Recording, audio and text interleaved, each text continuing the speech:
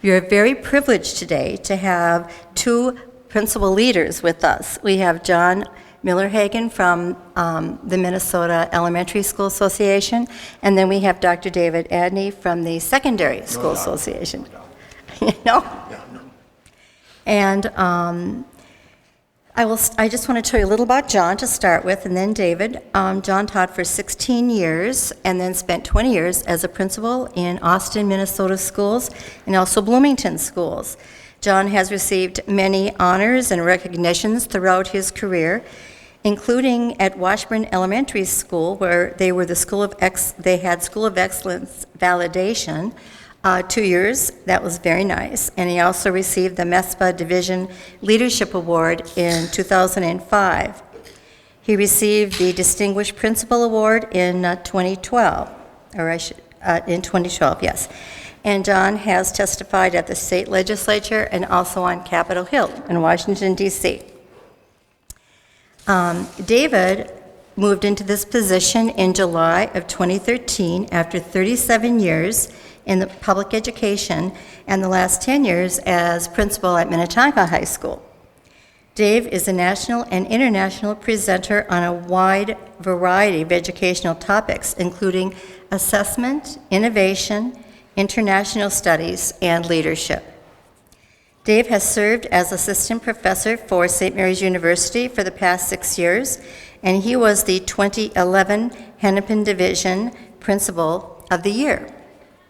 And as it was this past weekend, I myself was up in Ely, Minnesota, walking down a country road, enjoying the beautiful scenery, and ran into a couple, which we started talking to, and believe it or not, they were both retired principals from Minnetonka High School. So they said what a wonderful principal that Dave was and how much they had enjoyed working for him. And as you know, and as we'll hear today, the principalship is so varied. And one of the things he was working on was social appropriateness. And he would do videos for the students in the morning on social appropriateness.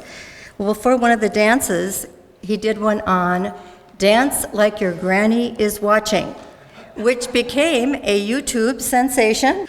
Well, thank you. This is an honor to be here. John and I, we do this often during the year together, and I'm going to try to make up some time because I know we're going to be running a little bit behind because of this today, but my idea today was to give you some ideas, some notions, some trends, some emerging pieces of research that principals are using, that schools are using on a regular basis. And I'll say this about Minneapolis schools, St. Paul schools, Minnesota schools, but more than that, I do some national presentations and work with people nationally and internationally, and we're seeing some of these things emerge. So part of this today will seem a little philosophic, but I think we have to engage with that and look at that and answer and reflect on some of those questions. So today I want to frame our work. And so let's agree to this, or at least let's consider this if you haven't, that knowledge is now a commodity. If it wasn't 10 years ago or 20 years ago, it certainly is now. When I was a physics student at Osseo High School, and the professor said to me, or the teacher said to me, Dave, if we all do a really good job in our tests this week, next week I'll teach you about thermodynamics. We all just went, oh, that sounds so cool. Can't wait to do that. Teachers can't do that anymore.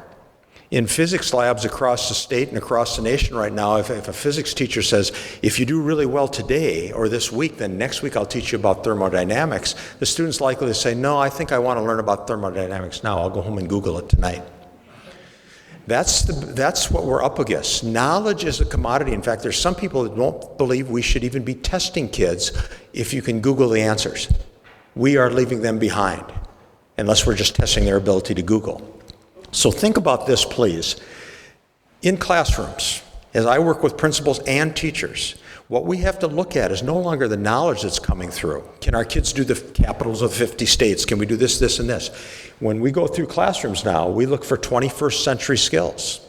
And in the best schools, in the best districts, in every classroom, you will see the 4 C's. Around the knowledge as a commodity, there's knowledge being transferred, but are kids learning to collaborate, to communicate, to think critically, and are they showing creativity? Now, I've got lots of stories in that, but I'm going to try to give you the abbreviated version today so John and I can get in and then we can answer questions. But those are the telltale remarks. If you're not seeing that, if it's just about knowledge, the gap is expanding. Now, I do want to frame this from a philosophical standpoint. Are there any philosophy majors in the room? Only one. You're the first one I've seen for years and years and years, so this may be a review for you, but it turns out we need to be introspective. And as we make decisions as educators, as principals and as teachers, there's only 4 wells of information we go to. All decisions are based on one of these 4. And the trouble is, if we're not careful, we go to the same well too often. Now, I want to be respectful. Faith and our values guide our work, oftentimes. But as public employees, I can't always stand up and say, I'm going to ask for divine intervention on this, and that kind of stuff. So I want to be respectful of that. But in public schools, this is not one that I would stand with principals and say that type of thing. But the next 3 are just as important, very important. And so where do you draw your information? Many of us from experience, many of us from intuition. But studies would indicate that as we grow older, we tend to draw from these 2 wells of knowledge too often. And the one that has been bypassed over the last couple decades that you'll see as a recurring theme for me is that of, what are we learning?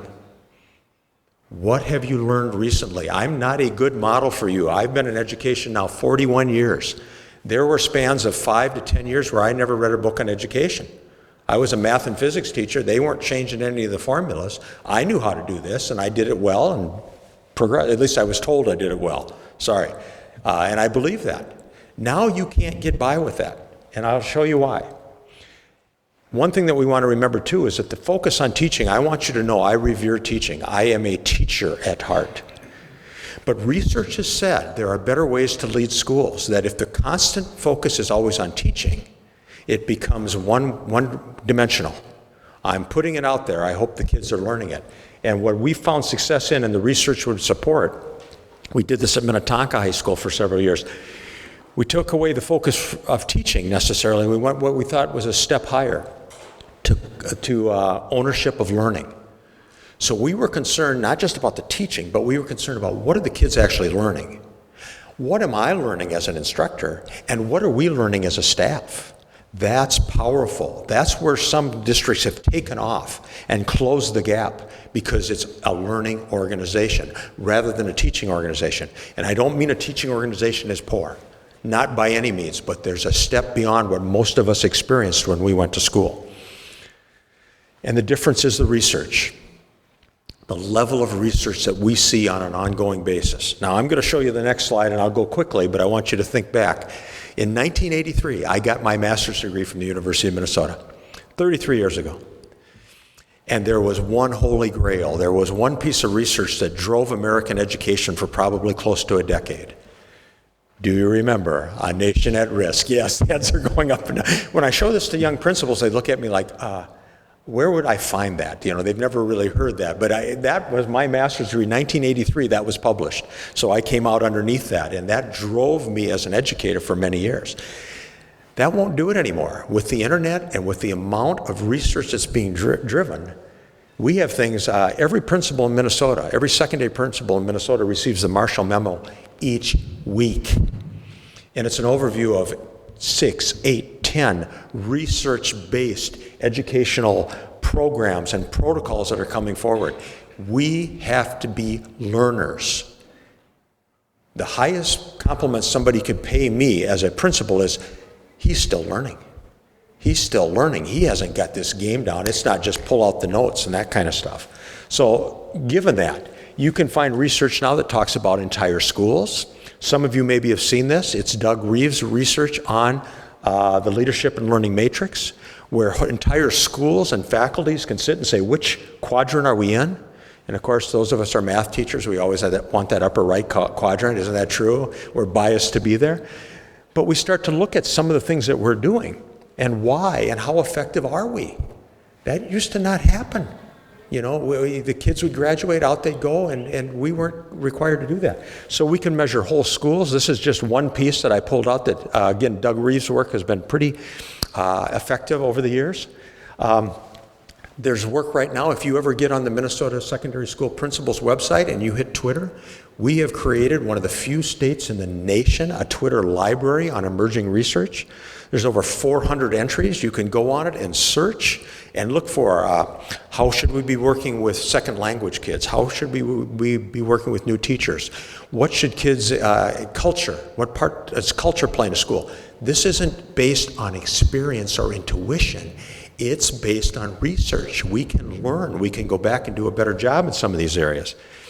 There's books out now. If you haven't read Thinking Slow to Fast, I put it out in front of you because more than ever now, teachers and principals have to look internally and say, am I doing this right? What's the research say? Really quickly, Thinking Slow and Fast talks about, it's by Dan Kahneman, Nobel Prize in Economics, talks about how the brain works, very slow, very fast. Most of our brains tend to be very fast. Brains are lazy. They don't want to think hard. They just keep on moving. So let me prove my point. Let me give you a real easy math problem. Very easy. Okay? I'm a math teacher. I have to do this anytime I present. I'm required to give at least one math program. So on the way home today, you stop because it's been such a wonderful day and you've learned so much. You stop and buy a plastic bat and ball for your grandson or your granddaughter. You're walking up to check it out. And it's an easy math problem. You notice that the ball and bat, the total bill comes to $1.10. And you know that one item is $1 more than the other. Can you calculate the cost of the bat and the ball? Most of us would say, that's not calculus. I could do that. Do you agree? Together they're $1.10. One costs $1 more than the other. 92% of you, if the research is right, are thinking, I know the cost. It's $1 and it's 10. And that's wrong. It's $1.05 and a nickel. They come to $1.10 and one is $1 more than the other. But you do this from every level, from 6th grade up to graduate students. We are conditioned by our brain to think quickly and just get on to the next problem, get on to the next problem. And there's times that we purposely have to put the brakes on. But if you don't know about the research, why would you do that? You just go on. You just figure you solve the problem. Here are some things that we've done based on some research. We are one of the first states in the nation to have principals PLCs. Most of you are aware of teacher PLCs and how productive they can be, professional learning communities. In Minnesota, we put those out. We have over 26 professional learning communities that come together each month, and principals study legislation, which is non-negotiable. If it's legislated, you got to find a way to make it happen in your school. Research, which we get research every week from Marshall Memo and other places, and innovation. Steal other people's programs. That's incredibly important as educators. Remember when the bullying legislation came out? Minnesota was the first principals organization. We created a directory of topics so I could search it. I had a principal call me and say, Dave, we're going to put in a bullying program. We want a speaker. We've got about a couple $1,000. Could you find a speaker for us? I said, yeah, let's go right to the principals directory. Look in the principals directory, you type bullying, you found 114 principals in the state of Minnesota that had bullying programs in place. You know what? I'll drive to another part of the state and show them my bullying program. You don't have to pay me $2,000. You got to buy me a sandwich. You got to feed me. That's the rule, but it saves money. And the innovation is incredible because who wouldn't want to take a program that's always up and working and modify it for your culture? You've got a lot of the bugs out of it. Now, when I say that seems to make sense. But remember, in Minnesota especially, there's been 2 hurdles over the last 20 or 30 years that stop us from doing that quickly. One of them is Minnesota Nice. For me to stand in front of you and go, here's what we're doing at Minnetonka, I got to tell you, oh, I would never do that. I would, that would assume that I'm better. Oh, no, Minnesota, we don't share ideas because Minnesota Nice. I actually was speaking nationally at Scottsboro, and somebody in the back said, that's that dang Minnesota Nice. You guys are doing great things and you never share it. I said, it's not because we're secretive. We were taught a long time ago, you don't stand up and go, you got to see what we're doing. But we've got through that. Think of the intellectual capital that exists in our organizations. That if you could openly share it without going, shucks, you're probably already doing this. No, I'm not. Show me. The other hurdle, besides this one, that we've had to get over and we've done a good job with, what I call the scoreboard mentality. Many of us grew up with this mentality. Are there any Edina people here? Okay. But we grew up keeping score. Who's better? Who's got the most innovation? I mean, the last time I got my butt chewed by my board was because I shared something at a national conference that we were doing in Minnetonka that was working incredibly well, and I'll share it with you today. But why would you give that away, Dave? Well, because ethically and morally, we're here for all kids.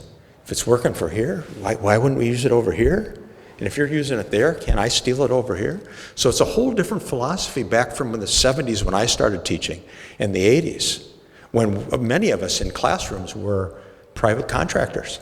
I shut the door and I take care of my 150 kids every day, and they learn calculus and they learn it well. And I don't have to be part of anything else until the research says, no, we should be working together all day for kids. I'll go quickly through this. The research has guided us to some great programs. The research says at Minnetonka we weren't diverse enough. We created an international studies program. We had campuses on seven different nations around the world. And we brought their kids in and our kids traveled there. Incredible. I can share the program with you if you're interested. But when you can get up in the morning and study with somebody from Beijing, that's pretty exciting. And the colleges ate it up, and they still do. That you've had an international studies experience as a high schooler. That's amazing. Another thing is we were the first high school in the state, and we are one of a minority in the nation. And there's nobody that's ever fought me on this, ever. The most important class that we teach at the high school, I'm going to say is this. It's not math, because some of you have lived a really happy life and you don't know how to find second derivatives or take concavity tests.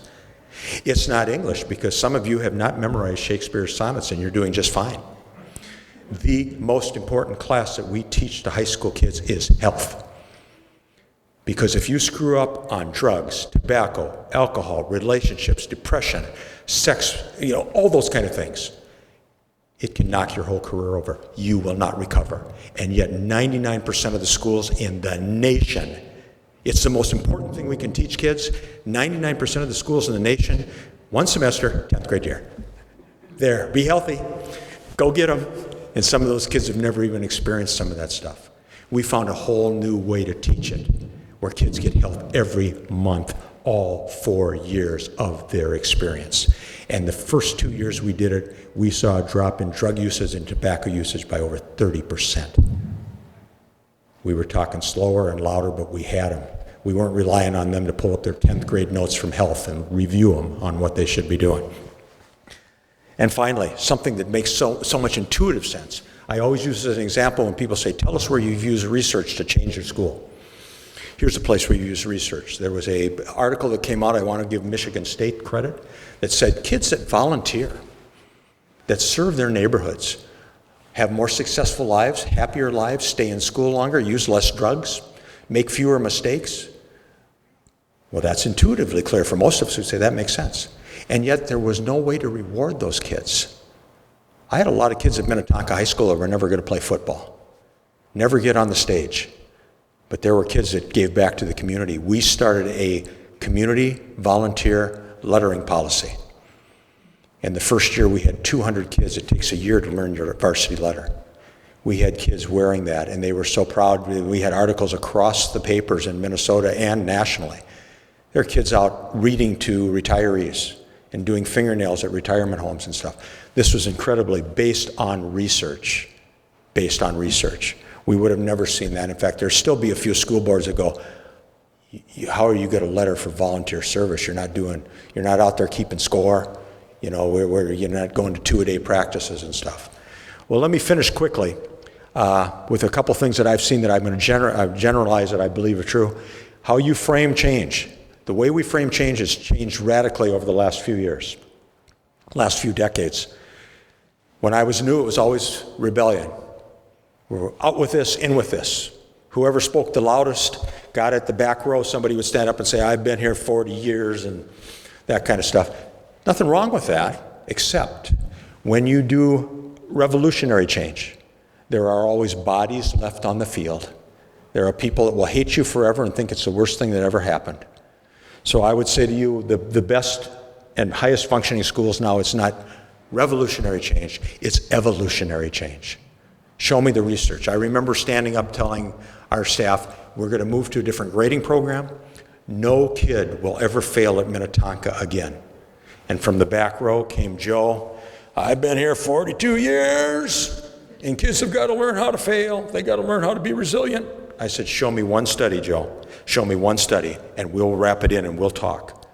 But you can't. It won't exist. Intuitively, you think you're right, but you've stopped learning. A freshman fails, and they're going to fail more. They're going to fail more as 10th graders, 11th graders, and some of them never get out the door. So I put that in there because I think that's so important. And remember, I kind of a slide I use a lot. This has changed. Principals many years ago, if you had everybody following you, you were doing a great job. Right now, if you're doing a great job in leaders, you've got other leaders popping up around you. I didn't take off with the International Studies program. I had teachers that went, dang, that looks good. Here, take it. Make it work. I'll find the funding. You make it work. So finally, I was glad I was introduced the way I was. Also, the other change that I've seen, at least at secondary schools, and John may speak differently on this, but it's rules and regulations. I worked in a district I loved, zero tolerance. They were paying me too much money. You pay me for my judgment and my time. If you've got zero tolerance and everything is black and white, wouldn't it be nice if the world was black and white? This is what you did, you're out for 3 days. That has gone by the wayside in most high-functioning schools. It's now a question of expectations. So, when we have dances at Minnetonka, yeah, if you Google me, this will come up. I've done this nationally. We had to find a way that kids were dancing inappropriately, go figure. So how do we fix that? And I am not going to do what some schools did where you had to go out on the dance floor and argue with a 16-year-old. I don't argue with 16-year-olds. I don't go out and say, here's the contract you signed. You can't be at 90 degrees next to each other. Well, Mr. Adney, we're not at 90 degrees. It's more like 75 degrees. I don't care. And there were people actually writing contracts on what kids would do out in the... You reach out. It's about culture. It's about expectations. Dance like your grandma's watching. I never had to say another word. Because all I have to do is, if your grandma's there, oh, sorry, miss, sorry. That kind of stuff. So I wish I had more time to do that, but I will finish with this last slide, and then glad to take questions when John is done too. Over the last 3 or 4 years, a whole new science has emerged, and it'll go back to all my points that I've tried to make ever so quickly with you today. It's called social physics. And in a nutshell, social physics is about this. It's not enough to get smart by Googling, by getting the knowledge base and going, oh, I'm going to look at that, I'm going to look at that. The real learning and the sharing and the growing of institutions and becoming learning organizations is from engagement. It's what we're doing today. It's when we bring principals together. Sometimes the guest speaker, they're okay. But what they talk about at lunch is even more important because it's based on engagement. And social physics tells us you need to take time. If you really like initiatives and you want the best, most innovative things out there, you've got to sit and talk face to face. It can't be over your phone. It can't be on something like that, electronics. You've got to sit old-fashioned and say, tell me about that lettering policy. That sounds really cool. Why did you do that? And why did it work for your kids? And who didn't it work for? So I've probably gone a little bit over what I should. I want to give it to John for the elementary stuff, but it's been a pleasure, and please, if I can add anything else afterwards, let me know. So John Millerhagen, come on in, John, take it away. Great job, Dave. I want you to know how thrilling it is for me to have a colleague like Dave. We work together often. We meet with principals in both levels, elementary and secondary. And I'm thrilled about what we're able to bring and serve schools in the ways that we do. We talk a lot about how to make schools better and make principals' leadership better. I look at principalship in my career as a metaphor, as mostly being a bridge builder. It's one of those experiences where you're in the middle, usually, of lots of things. You're usually in the middle of teachers and teachers, you're in the middle of teachers and students, you're in the middle of teachers and parents, or students and parents, you're in the middle of the district office and other principals or your school. And I can't tell you how many times in my career I felt like I'm just building a bridge.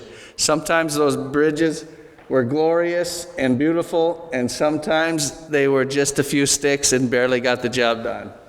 And that's the nature of the work that we do. Catherine asked me to talk a little bit about what principalship was like in the past and what the future is going to look like for principals and for schools. And you know these things, mostly principalship in the past was managerial, budgets and baseballs and buses and those kinds of things. Today's work is really about student performance and building capacity for learning for all individuals in the organization, in the school.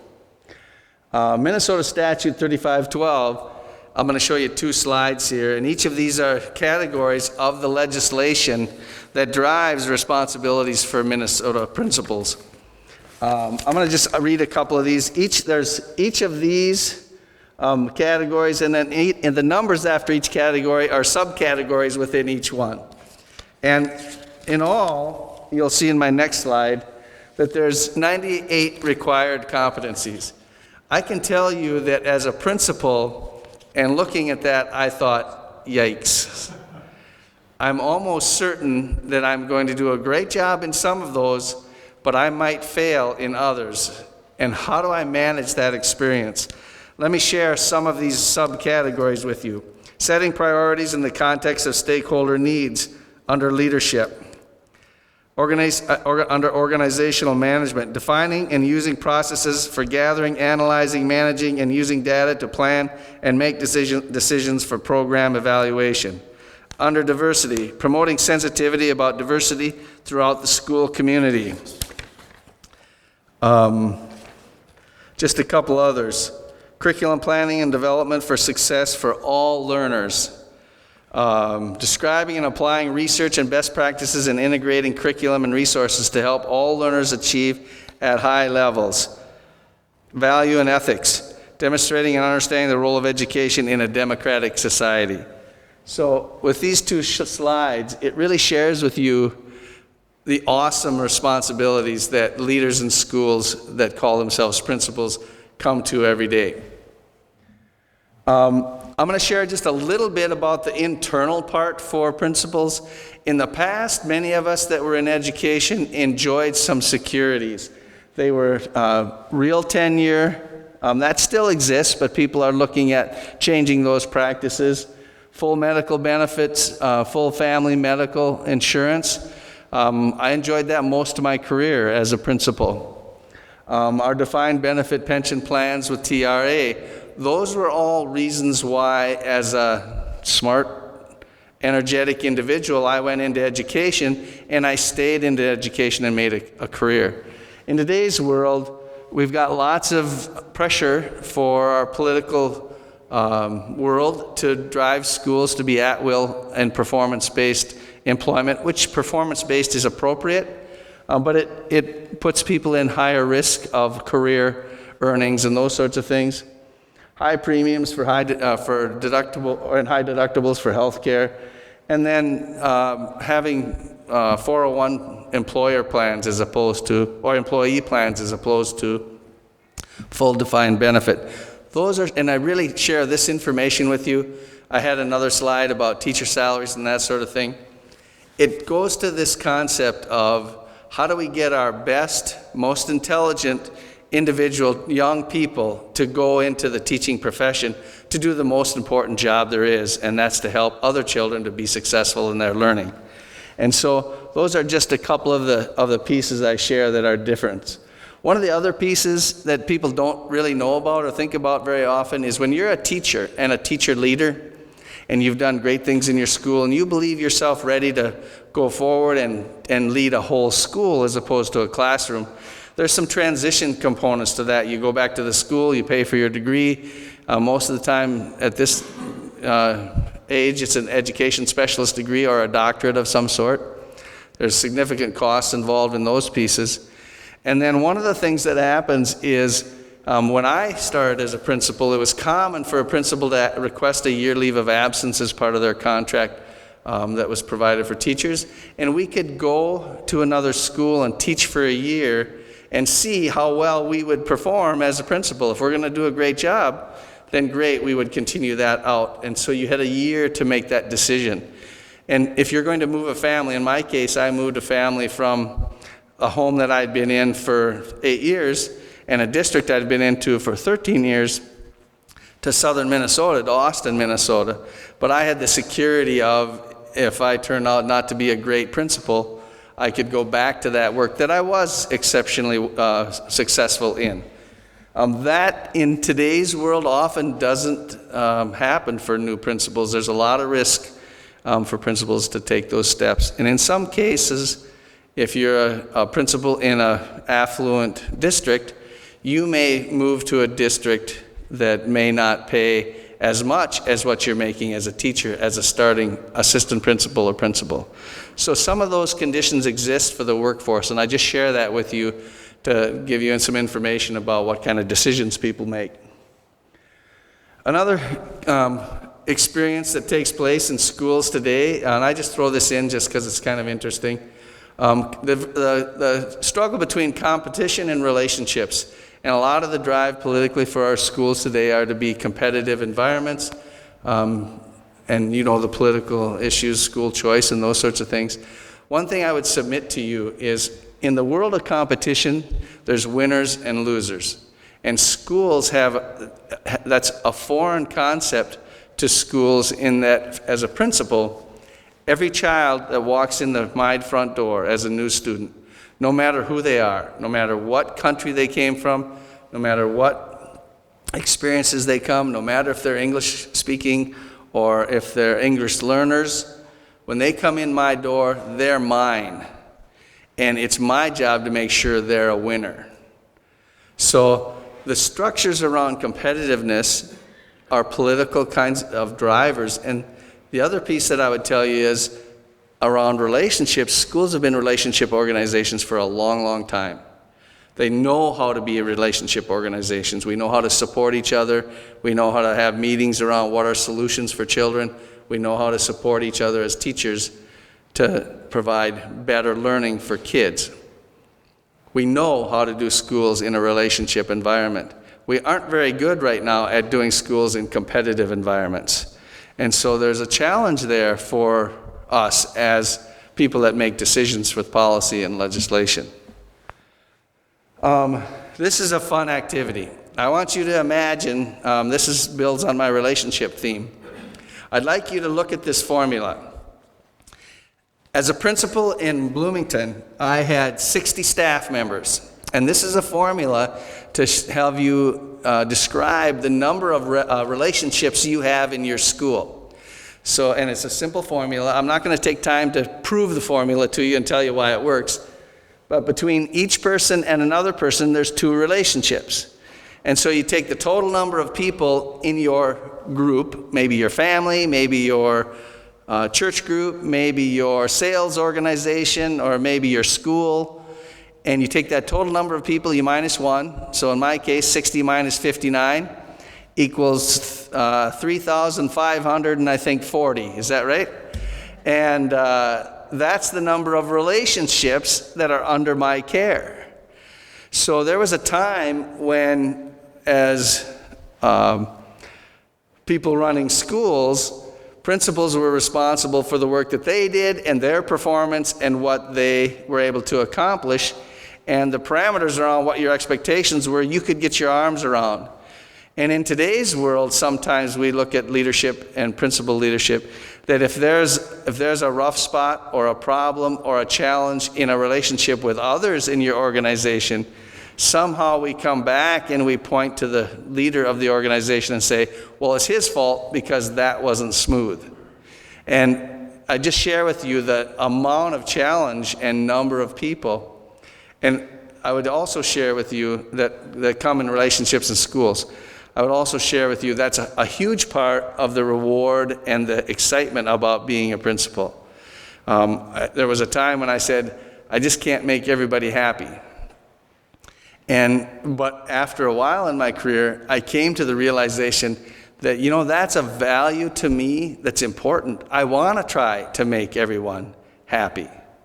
And so there's parts of that where you bounce back and forth. But it's a real true driver for Dave and I and for the principals that we work with at our schools, at their schools, that our principals want to do a great job. They're committed to the work that they do. And the other thing that sits in the back of your mind is, if I don't do this job to the best of my ability, it isn't that someone will take me out of this position. What's important is that if I can't do it great, I'm denying somebody else that can be in this position, that can do a better job for children. Because my primary goal is for the best opportunity for the children in my care to have as much success as possible. So I share those little pieces with you. Some of the greatest challenges with the principalship are truancy, transportation. You wouldn't think this so much, but I can tell you that in the 20 years that I did this, teachers would come to me in the most frustration because they're working really, really hard for their kids to be successful and having classroom experiences that are rich and engaging. But if a child's not there to engage with or to experience that engagement, they're not learning. And it's amazing how much time and energy you can take to get in the car, drive to a home, help a child get transportation, come to school, they miss the bus. There's a whole bunch of reasons for this. But it's one of those things that you continually work towards to help children be successful with, and frankly, to help adults be successful with. We like to have parents make choices that allow the transportation piece to really work smoothly. Some of our parents have an amazingly difficult challenge with transportation. They can't afford a vehicle, or they can't afford daycare or care for their children while they're trying to leave to communicate with the school, or to come to parent conferences or to meet with a teacher. So those issues are really big issues. The second one, this undiagnosed and untreated mental illness, this plays out in schools in really, really challenging ways. We will have, when I go around the state and talk to our principals in our 12 divisions, it's just been in the last few years uncanny how many principals have said and raised the conversation about what do we do about undiagnosed mental health with our youngest children, where we have kindergarten or first or second grade children that are really, really significantly struggling just with being in school or the learning process or behavior or their health or their diet or sleeping. And to try to get down the road to solutions for those things, it's a huge investment of time before, in some cases, you can get solutions to take hold and to begin to be successful. The secret in those cases, and the solution to that, is really sustaining your desire to help that child become a better student or to learn more, and to sticking with the child, keeping them in your school and trying to support them as long as you possibly can. In some cases it takes 2 months, some cases it takes 6 months, and those are really stressful and draining times for the people that are in support of those experiences. I believe if we did a better job of treating mental illness in our country and treating undiagnosed mental illness, it would be just a better experience for those children so that they could learn more. Everybody knows this idea of limited special education funding. I won't spend a lot of time on that. And school safety. Like I said, Dave and I, we've been into hundreds of schools. The single most interesting and unique change you'll see is we'll go to a school in the fall of a year, and then the spring of a year, or vice versa, there'll be a change. And the major change that you're seeing right now is secure entries to schools. And schools are spending a lot of money on their entryways. And the pattern today is you'll go in through a secure door, you'll go through the office so they can check you in, and then you'll go into the main body of the school. And then all the other doors in the building are locked. So this part's a significant change. 3 years into my tenure at Bloomington, we did a citywide tornado simulation drill at my school, and we simulated 28 students that were injured from that, and we involved the police department, the EMS, the fire department, and the 911 services. It took us a year to plan for this safety experience. And it was a tremendous opportunity for all of the individuals from those entities to learn what it's like if you have a crisis in a school, and including us as a staff. It was a very, very powerful experience. But school safety is on the back of everybody's mind, on the back of every principal's mind. If we had more time, I'd go into a number of things that schools do and can do to assure safety that you really aren't aware of. I'm going to build just a little bit on this manual or this document, a book that I got from a colleague recently. It was written by Dr. Richard DeFore. It's in praise of American educators and how they can become even better. It's an inspiring book for this reason. I met Grant and Catherine and John 4 years ago. Joel, is that right? Yep. And 4 years ago, and we talked about, they introduced me to the Achievement Gap. And I've been to a few, I haven't been as many as I'd like to, but I've been to a few. And the work that I did as a principal, closing the achievement gap is a really, really important concept to me, that every child in my school has the potential and the opportunity to realize all that they can be and that they were given in their birth.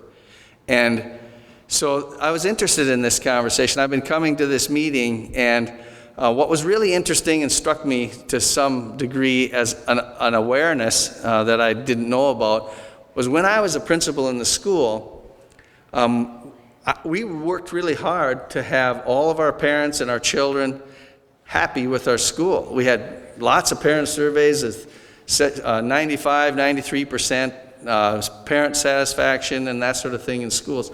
And that exists in a lot of schools. But it was really surprising to me in some of the meetings that I sat here and where parents or citizens in Minnesota were so furiously angry about our school system. That was a surprise.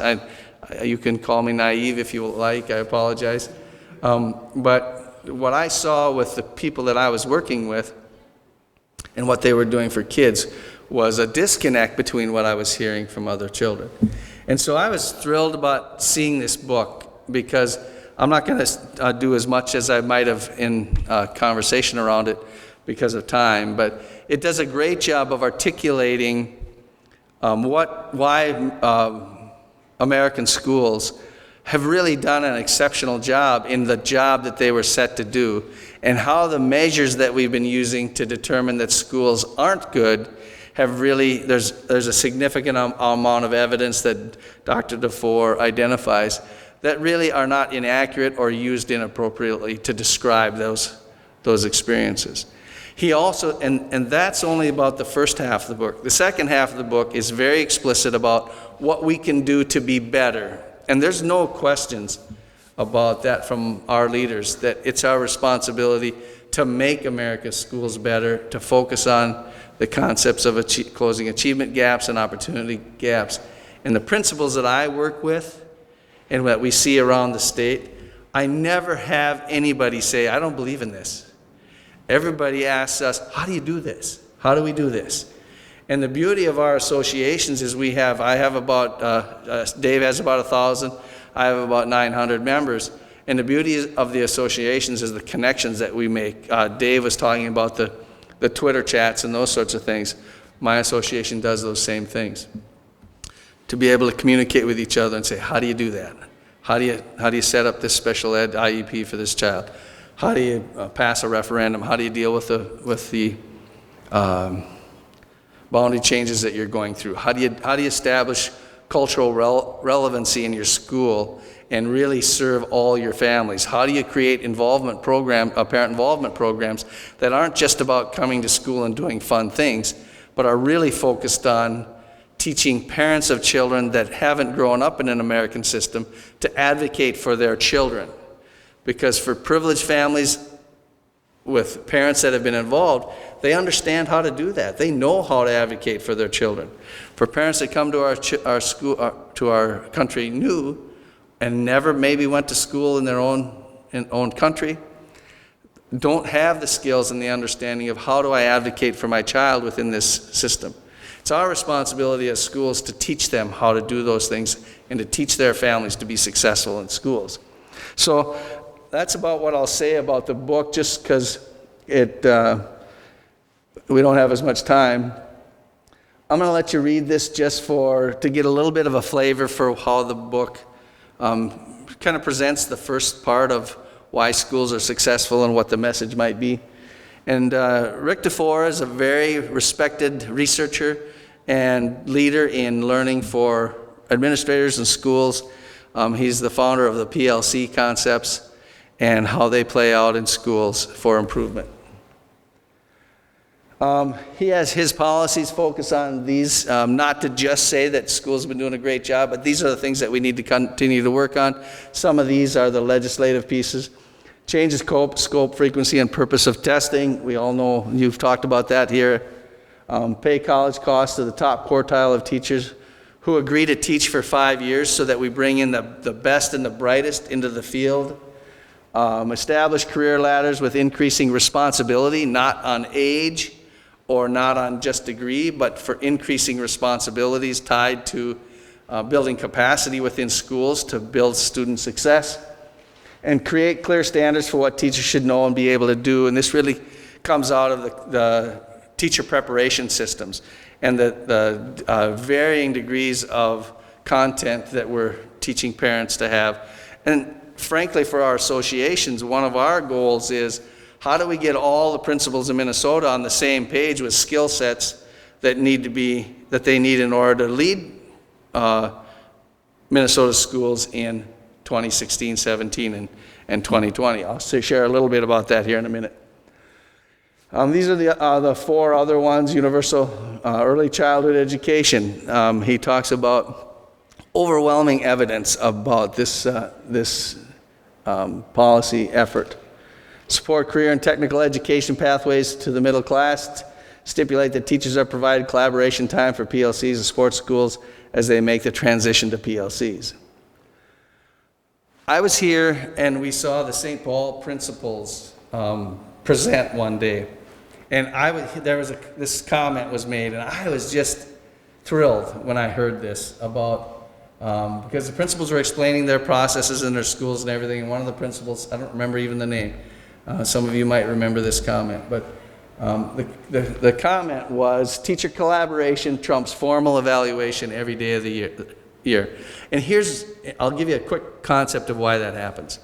When we do formal evaluations as principals, even the complex systems, you might do 3 formal evaluations, and we might have a prescribed structure around which of the evaluation tools we're going to use.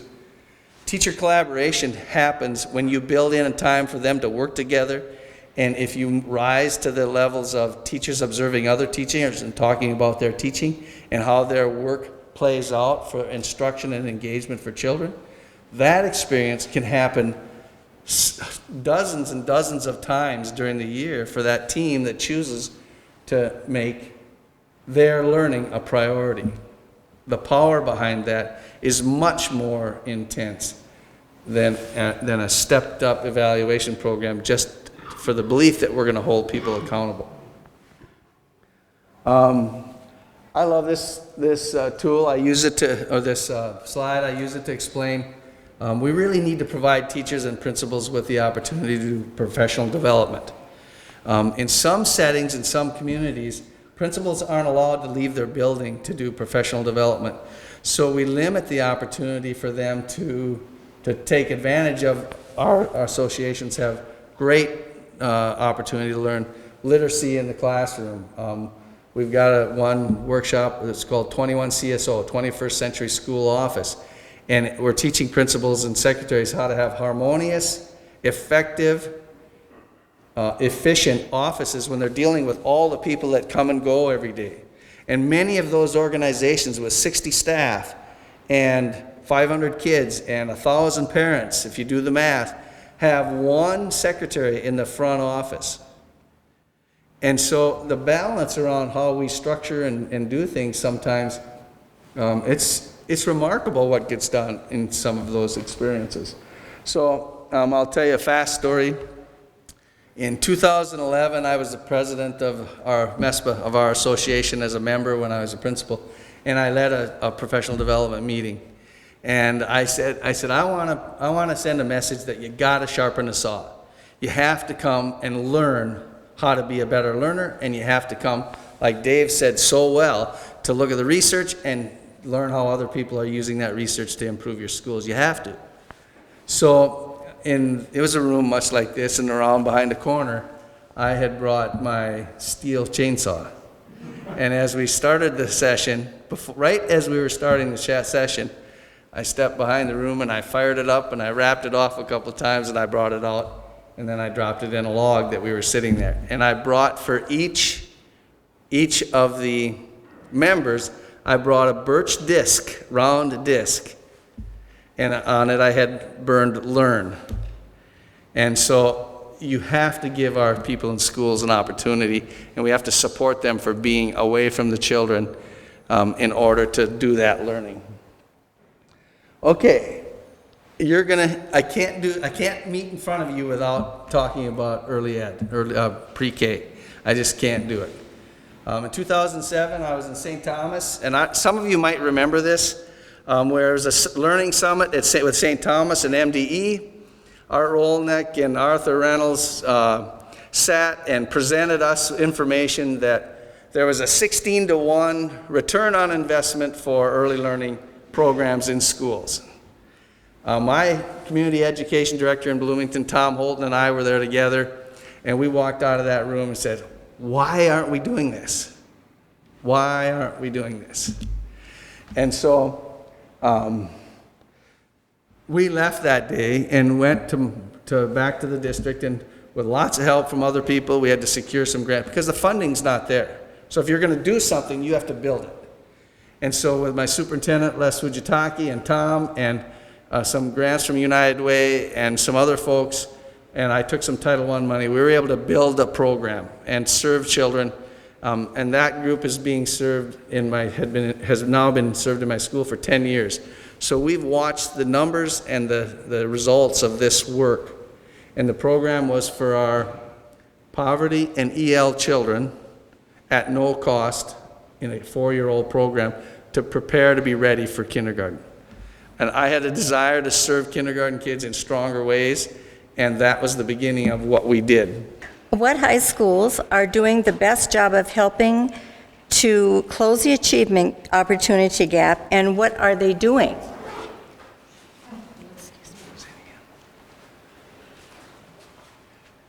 Well, my opinion, I don't have hard data on this, but I'll be careful how I answer it. I won't name individual schools, but the districts that seem to be closing the gap the quickest are right in the middle in terms of range of size. And this will go back to, remember the final slide I showed you on social physics about the engagement piece? Engagement is important, and there's 2 hurdles to engagement. One is if your district is too remote. You don't have a lot of resources near you. That's why we established at the secondary level principals PLCs, so you can get together with other colleagues. The other challenge, and this is not always intuitively clear, in fact you'd think it's not true, is with our very largest districts. Minneapolis, St. Paul, Anoka, Osseo. Those kind of districts are having difficulty closing the gap because when they have a principals meeting, they have critical mass. There'll be 50 or 60 principals in the room. You would think that would be a great level of engagement. But if you look closely at the research says be careful, you're all drinking the same Kool-Aid. If the Kool-Aid's good, you should be out sharing it. There is a chance that there's better Kool-Aid out there. You've got to go to some areas that have kind of got that sweet spot that are not so huge that they have to fundamentally change. They can do incremental changes. You know, we did incremental changes at Minnetonka. It was a huge school, but we did incremental changes that, hey, Johnny, you're not going to be eating lunch anymore with your friends until your scores are up. The good news is we'll tutor you, and as soon as you start passing your test scores, you're back to lunch.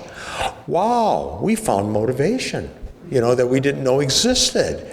but you have to look and you have to share those ideas. It wasn't anything because we were so smart, we tripped over it. So again, I won't name, individual schools, but there are some challenges for the geographically very diverse or dispersed schools, and then some of our really big districts. It's tough to get your arms around it if you're not engaging with others and saying, what have you learned about your learners? That's the challenge. But there are schools that are definitely closing the gap, and we don't look at it as achieving gap. At Tonka, we named it the learning gap. Kids were being underserved. They weren't learning at the appropriate levels, and that seemed to be less threatening to our community and to the kids that were focused, that you're not learning at the appropriate levels rather than you're not achieving at the. So that may be of some worth to you too.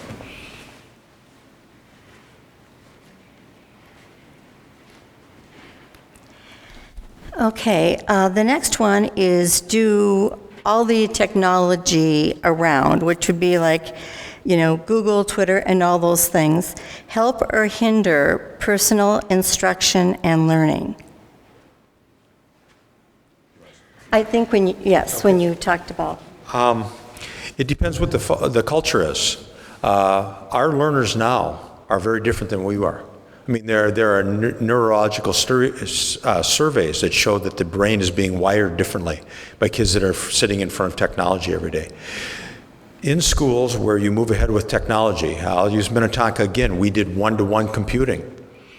We found amazing growth patterns, but it was only true if teachers modified their teaching. You could not just take your normal lectures and put them on iPads and say, okay, here we go. You had to fundamentally change the way instruction was handled. And in those cases where you did that, it was incredible growth.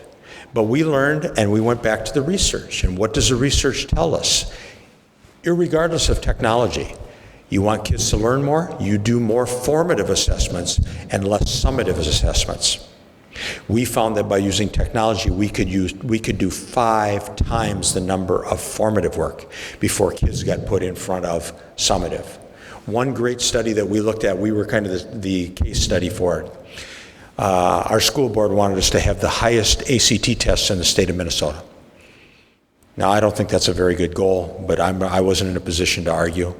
We're being graded and rated by how well the kids take the test, so I understand why we would do that. It's tough to justify we're just going to get our test scores up.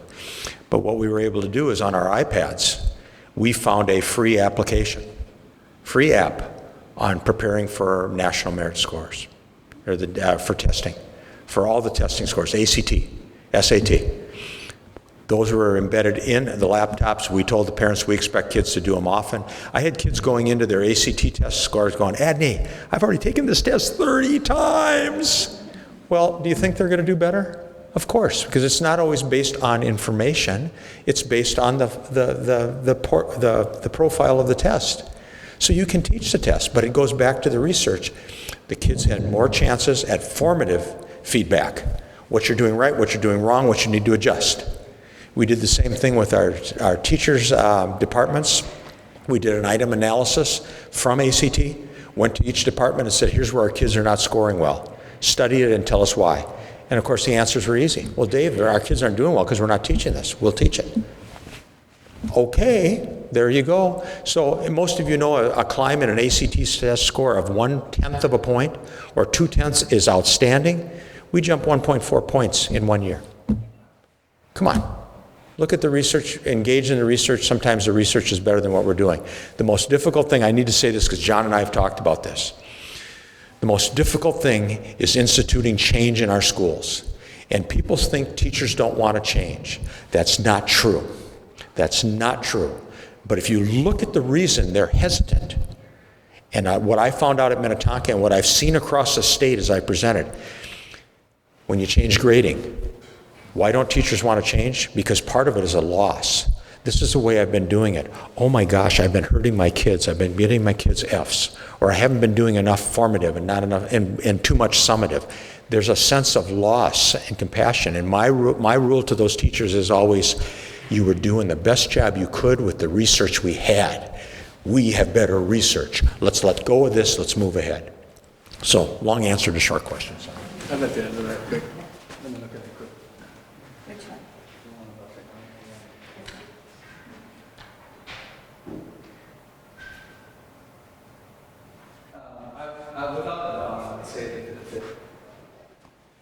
Thank you, Grant. Without a doubt, I'd say that the technology helps enhance learning for children. There's a number of reasons why that's the case. What I would say to you in our work, what's really interesting in our work as principals with early and mid-career principals, our millennial early principals, they are dialed in to technology. And they're dialed in and know how to provide leadership for their teachers to share that with their children. And the real impact on this is, are our children ready to go into the workforce? And our workforce is demanding that the use of technology all around us. So it's just a part of that learning process. Does it cost a lot of money? Listen carefully. No, it's an investment. There's always a return. I've always said this, whatever you invest in a learner, whether it's young people, whether it's teachers, whether it's adults, you create the opportunity for a high return, and the return is often exponential. I just need to add one more thing for your closing the gap thing. There is emerging research. It's come out the last couple of years that you want to look at. There is research that says the use of technology is actually in Minnesota expanding the learning gap. There is, and the reason is, in some families, when you get the technology, they've already seen the technology. They're used to it. They can expand it. So those kids are already starting here. They can make the next jump. But if you come from a family that's never had the technology, and all of a sudden at night you're looking at Facebook sites and other things, you've started behind and you're not accelerating at the same rate because there's nobody at home to show you those tools. So when kids are different and you give them the same tool, don't expect this to happen. Expect, this may happen, but more often in Minnesota we've seen this happen. So we have to be careful. We have to differentiate the instruction and the expectations as we move those forward. I'm sorry that's bad news, but as a research person, we've got to look at that and say that might be expanding or holding our gap open by giving everybody the same tools and the same instruction.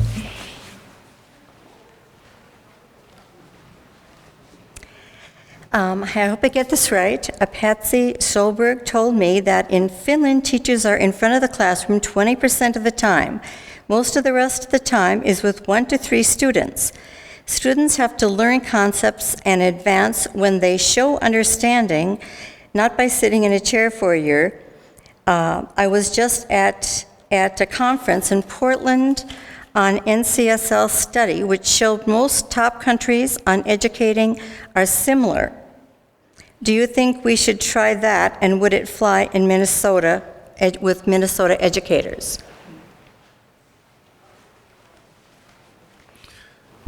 I'm going to give you a quick case study that I believe is absolutely true. And this will fly in the face of what some of the beliefs are in this room, so I'm glad we're at the end so I can run out and get in the car and get a head start on some of you. I've been honored several times by China to be a keynote speaker in their educational forums, national level. And the first time I was asked to come, I said, why are you calling a principal from Minnesota? Because we all know the national tests show that we are 18th or 19th or 20th. Don't quote me on that. Why would you ask me to come? And they didn't hesitate. They said, we know where the best schools are in the world. The United States has most of the best schools in the world, and many of them are located in Minnesota. You want to talk averages, we get washed out. But what great schools do and how they engage in research and stuff, that's what we want to be like. That's why I was picked to represent our school district in Minnetonka and go. I don't buy into that other countries are ahead of us. When you break it down data-wise and you look at our best schools, we bury other schools and other nations. They still come to us to ask for the best. Our challenge is to get rid of the scoreboard mentality, the Minnesota nice, and give principals, as John said, a chance to come together where they can afford to leave their buildings and go and look honestly at each other and go, I can't find my butt with both hands on this project. Somebody help, please. Again, I will go back to my premise that the intellectual capital is here. We have enough resources to save schools. We've got to get in rooms where we can compare notes and look at who's doing this well and for what groups of students and for what communities, and keep that conversation going. We are very bright. Minnesota schools are still seen as just the top of the heap in general. So I would add two things to that. One, Rich DeFore has a really nice couple of chapters on other countries and other country systems and how we compare. And he would agree, too, that under the appropriate measures and a balanced look at the evidence, that Minnesota schools are doing really well with the system that we have in place. The qualifier that I have for that is there's more to do. There's much, much more to do for all of our children. And as I said, he talks about that also. I encourage you to consider this read. It's a very quick, easy read, but it's filled with great information. I think for coming out of No Child Left Behind, moving into ESSA, ESSA, and how leaders and organizations like yourself will help influence how schools are going to look as we move into the future.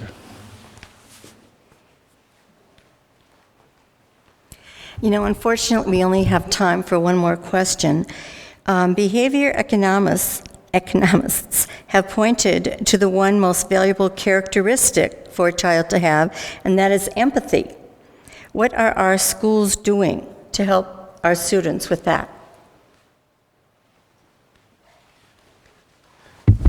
I love that. I have a tape not in my car today, but behavioral economics tends to describe an awful lot of behaviors that are counterintuitive in how we purchase things and do things.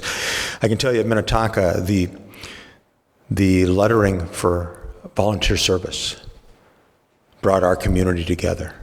Not only were we celebrating football championships and hockey championships and great musicals, we had kids out there in the community where parents came up to me weeping, saying, "This has changed my child's life." To wear the Tonka M and have that on their thing. So you look for those kind of things. We were able to take our leaders in Minnesota Honor Society and give them a project to go to our middle schools and to build relationships with those middle school kids and give them certificates of honor at 7th and 8th grade, try to get that flow going so as they came to the high school they knew what was expected of them. We reached out to our minority students. We had a black men's club and a black female club as well that went to our middle schools and talked about all of this. And I know sometimes this is difficult too, but I thought where we broke the ice, for 3 years we looked at research on our population of students that's gay and transgender. And we attempted to reach out to them and have a gay-straight alliance and do stuff. We were turned down at every point for 3 years, until our brothers and sisters in Anoka tipped over and became national poster children for what can go wrong in a school district. And I'm not throwing them under the bus. Some of that was less than accurate, but less than 3 weeks after that, we had our club at Minnetonka. The key is to reach out and to grab learners and what's motivating them and understand that behind everything, everybody's got a life, and they bring those life experiences. And if you're not dealing with that, I'll say this, and John's heard me say this before, culture eats curriculum for lunch. If the culture in the school isn't supportive, isn't aimed at dance like grandma's watching, let's smile about it, let's laugh about it. It's not if I catch you touching each other's butts, I'm going to suspend you for 3 days. If the culture's right, the learning will explode.